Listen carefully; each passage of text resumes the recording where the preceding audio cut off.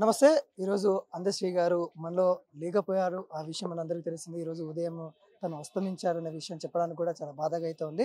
మనతోని ఈ విషయాలన్నీ మాట్లాడదాం. సుక్క రామనరసింహ గారు అయితే ఉన్నారు. అన్న, ఈ విషయం చెప్పడానికే చాలా బాధాకరంగా ఉంది. అసలు మీరు ఒక ఉద్యమకారులుగా, మీరు కూడా అనేక గాయకులుగా మీ ఇద్దరి మధ్యలో ఉన్న బంధం ఎలా ఉండేది? మీరు ఎలా ఉండేవాళ్ళు? అందశ్రీ అన్న నాకు తండ్రి సమానుడు. దాంట్లో ఎలాంటి డౌట్ లేదు. ఎందుకు తండ్రి సమానుడు అంటున్నంటే, మా తండ్రికి ఉండే వయసు ఉంటుంది ఇంచుమించు. కాబట్టి దాంట్లో తండ్రి సమానుడు అనడంలో తప్పేం లేదు కాబట్టి తండ్రి సమానుడే. ఇక ఆయన సాహిత్యం విషయానికి వస్తే చాలా అద్భుతమైనటువంటి సాహిత్యం రాసిండు. ఇది బాగాలేదు, అది బాగుందని చెప్పనీకి లేదు. ఆయన అక్షరాల కంటే కూడా ఆణిముత్యాలను పేర్చేది పేపర్ మీద. ఆణిముత్యాలను పేర్చేటువంటి పాటలు రాసేది. సమాజానికి ఒక విప్లవాత్మకమైనటువంటి రచనలు చేయడం.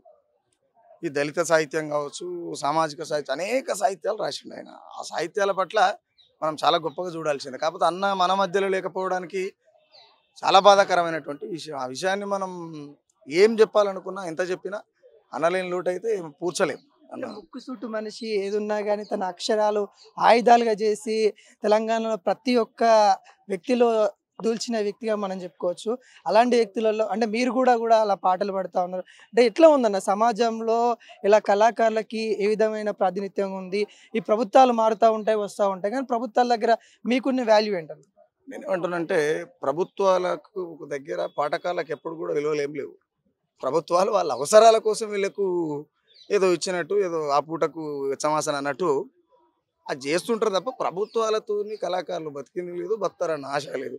కాకపోతే కళాకారులు అనేటోళ్ళు ఈ సమాజంలో తలెత్తుకొని బతికేటట్టు ఉండాలి.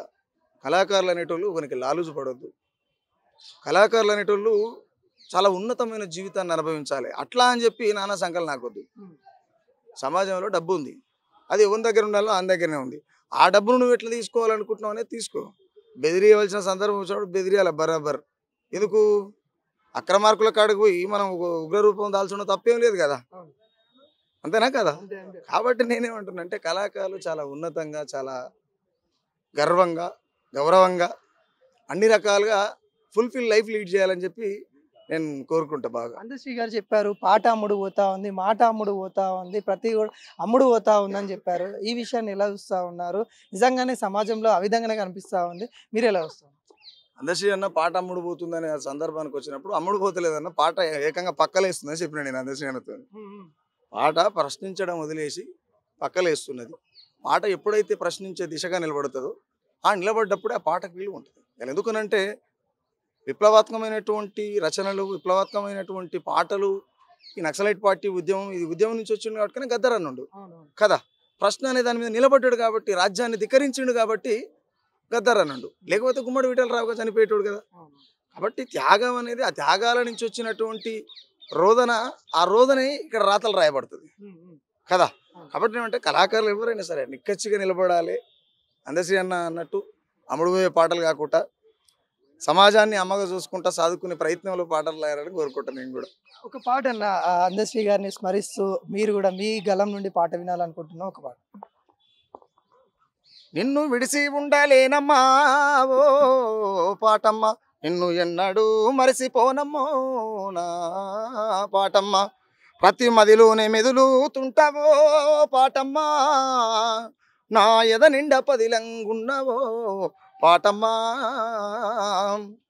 నీ తోడు ఉంటే ఏ బాధ ఉండదా అని తెలవనోళ్ళు ఎందరో, నీ తోడు ఉంటే ఏ బాధ ఉండదా అని తెలవనోళ్ళు ఎందరో, అసలు కళాకారులై పుట్టనందుకే బాధపడే వాళ్ళెందరో, ఎంత ఘాతకుడైనా బాతురూముల నిన్ను బతిమిలాడుకుంటాడో యమ్మా, ఎంత ఘాతకుడైనా బాతురూముల నిన్ను బతిమిలాడుకుంటాడో యమ్మా, పాట లేకపోతే ఈ లోకానికి మేమెవరో తెలవదోయమ్మా, నిన్ను విడిసి ఉండలేనమ్మా ఓ పాటమ్మా, ఎన్నడూ మరిసిపోనమ్మో నా పాటమ్మా.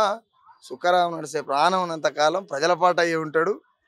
ఒకవేళ ప్రాణం పోతే కూడా ప్రజల పాట కోసం పోతుంది. అని ఇంకొక విషయం అన్న, అంటే ఒక జనరేషన్ కోల్పోతా ఉన్నా, అంటే ఇటు గద్దర్ గారు కావచ్చు, ఇప్పుడు అందశ్రీ కావచ్చు, ఇప్పుడు వచ్చే జనరేషన్కి ఏం చెప్తారంటే ఆ జనరేషన్ మనమంతా విన్నాము, చూసాము, తెలంగాణ ఉద్యమం కావచ్చు. ఇప్పుడు కొత్తగా వచ్చే యువతరానికి మీరేం చెప్తారు? నేనేమంటే ఒకటే ఏం చెప్తానంటే, యువత ముందు సోయికి రావాలి. యువతకు సోగిదేవలసినటువంటి సమాజానికి వాస్తవాలు చెప్పేటువంటి జర్నలిస్టులు కావచ్చు, ప్రింట్ మీడియా, ఎలక్ట్రానిక్ మీడియా, కళాకారులు, కవులు, నాయకులు, గాయకులు అంతా ఎవరైనా సరే ప్రజల్ని సక్కతొవ్వలో నడిపేటువంటి సాహిత్యం రాయాలి. ప్రజలకు అక్కరొచ్చేటువంటి సాహిత్యం రాయాలి. మీడియా కూడా వాస్తవాలని సమాజానికి చూపాలి. ఎందుకనంటే వెనకటికి ఒకనొక టైంలో నేను ఇది ఎందుకు గుర్తు చేస్తున్నా అంటే,